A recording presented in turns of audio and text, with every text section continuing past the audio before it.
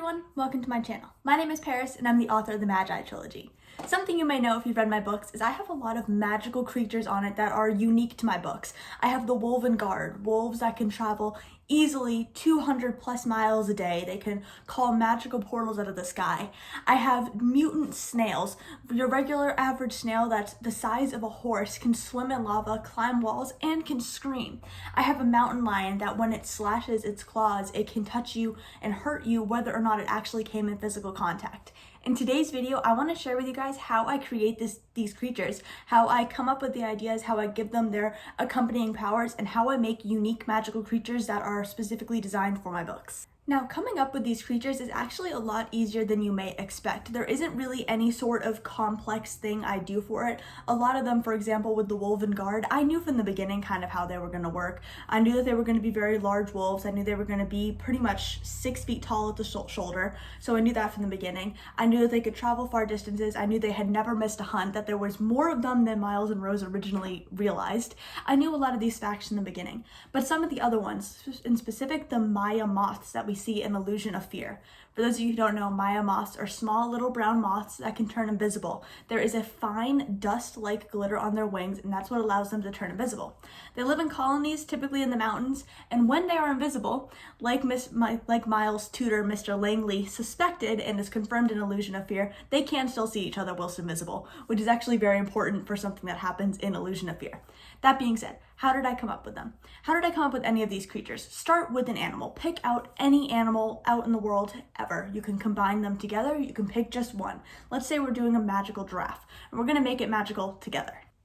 All right, pretend that there is a giraffe in front of me. Maybe I'm gonna edit a photo of a giraffe in. We have this giraffe here. What do we know about it? This is a very important first step because the first thing I do before I create these animals is I figure out what do I know about them, and then I expand upon that. So with giraffes, we know that they're very tall.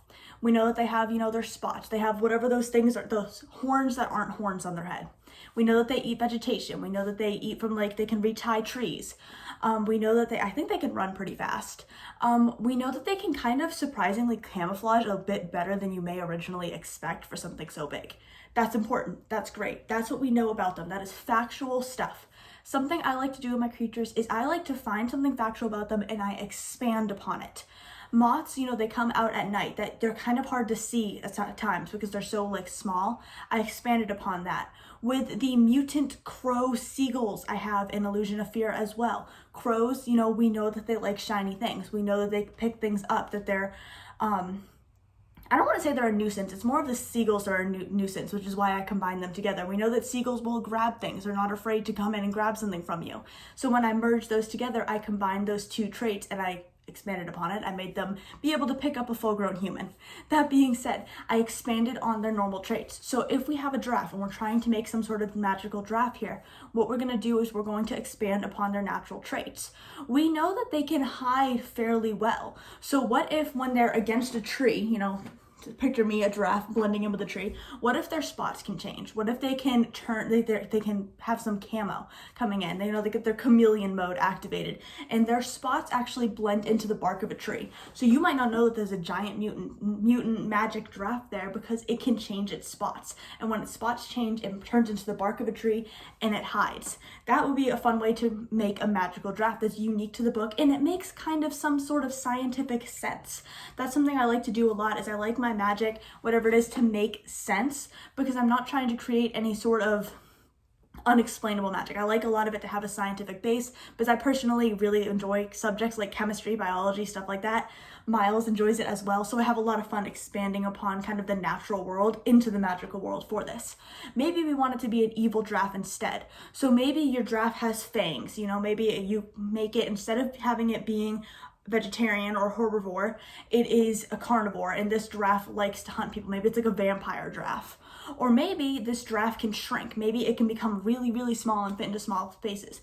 It doesn't necessarily need to be 100% natural. Some of the fun of creating these magical creatures is instead of expanding upon, just their ability that they can hide kind of well, you can maybe flip their abilities around. Maybe instead of, being super tall, these giraffes are super small. Maybe there is something special about them. Maybe they're evil. Maybe they're mean giraffes. Maybe they're nice.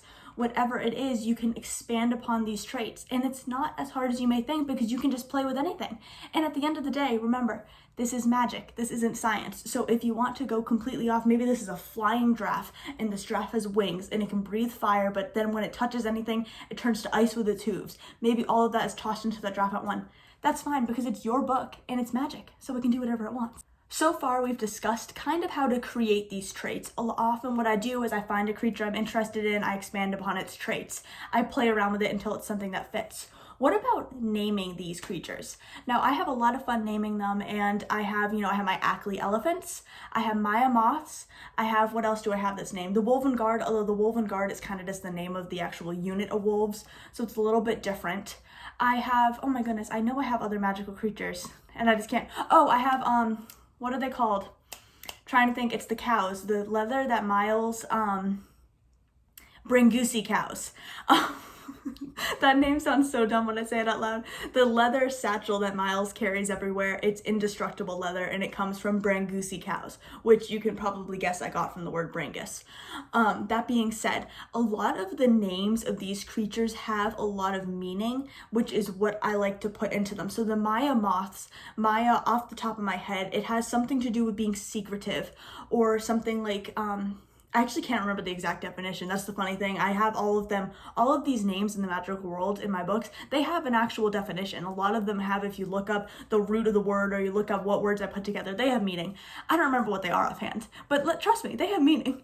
Maya, it has something to do with being secretive. It has something to do with being like elusive, with being like a hidden type of treasure type of thing. So Maya moths, they can turn invisible. You can't see them.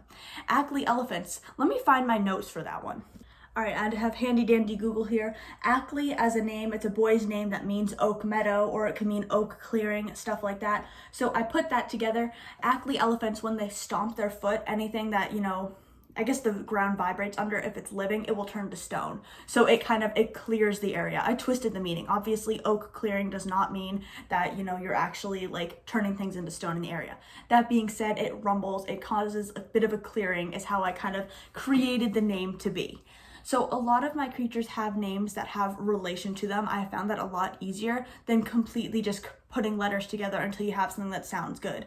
A lot of the magical aspects in my world have meaning as well. Tabura Courts has meaning. Beldestine has meaning, which Beldestine Island, all of it goes together. It has a lot of meaning. And I list a lot of these actually in, not necessarily in the book. I believe it's just a pronunciation guides I have in the book. But for Beldestine, I do have some magic guides. So if you're interested in a magic guide to get kind of a general or a more in-depth meaning of what these words mean, magi, Tabura Courts, Beldestine, and there's a couple other words as well, let me know. I'm selling them for just $1. That being said, it's actually really comes down to finding a creature, expanding upon it, and either creating more of its natural, already God-given traits, or flipping them, creating something different, and then naming it. And the naming process, I think it's very daunting at times. I really found it easier to look up words that mean and then insert some part of their power. So words that mean invisible, or names that mean invisible. Whatever it is, I found it a lot easier that way. Some people are really great at coming off of things off the top of their head. They can put words together, they can come up with it that way. That's a skill I personally struggle with. I mean, you guys can probably guess. The Magi live in a city called Magi City. That's not very unique. I'm going to be the first to tell you guys that. But Magi City, I love Magi City. It has a special place in my heart. I wish I lived there. But the name itself, not very unique. The final piece of advice I want to give you is to go with your gut. Sometimes you might just mash random things together and it might not make logical, scientific, magical sense, but if it works in your brain, if it's something you want to include, it's your book. That's really what it all comes down to, is it is your book, so you can do whatever you want in your book. As long as, it makes sense in the story. If you are creating a story that has no magic in it whatsoever, having a draft that can suddenly blend into the trees might not make sense. But maybe it does. After all, you're the author and you're the one controlling the plot. So maybe there is a hidden layer of magic in that world and your characters have yet to discover it. At the end of the day, again, it really just comes down to whatever you want to conclude. To quickly review the steps one final time is I find a creature that I like, whatever it may be, any animal out there. Maybe it's a couple and I mash them together. I figure out what I know about them realistically because I want to portray them realistically. I don't want to have my wolves suddenly being able to swim underwater unless that is a trait that I am labeling as something magical for them. If I am acting like it's factual in and outside of the world, that's when it's going to get a little weird. But if you understand the animal in its normal phase, then when you morph it into something different, it's going to make sense and it's going to be functional and it's going to work. After that, it's just a matter of naming it. And it can have a name that has relation to its power. Again, that's personally what I like to do because it makes it easier with the naming process. And I think it's fun to have hidden meanings in my book because you really have to look up and kind of search to see what I did. I have a lot of fun with that. Or you can name it something like it's just, magic elephant. It can be whatever you want to name it. I hope this video helped you out. Definitely comment down below if you have anything to add. I would love to hear how you create magical creatures, if you have any in your book, or maybe if there's a magical creature you want to create for fun in the comments, definitely let me know. I would love to read about it. All of that being said, I hope this video helped you out. Don't forget to like, comment, or subscribe, and whatever time it is, whether it's morning, evening, or night, have a great day.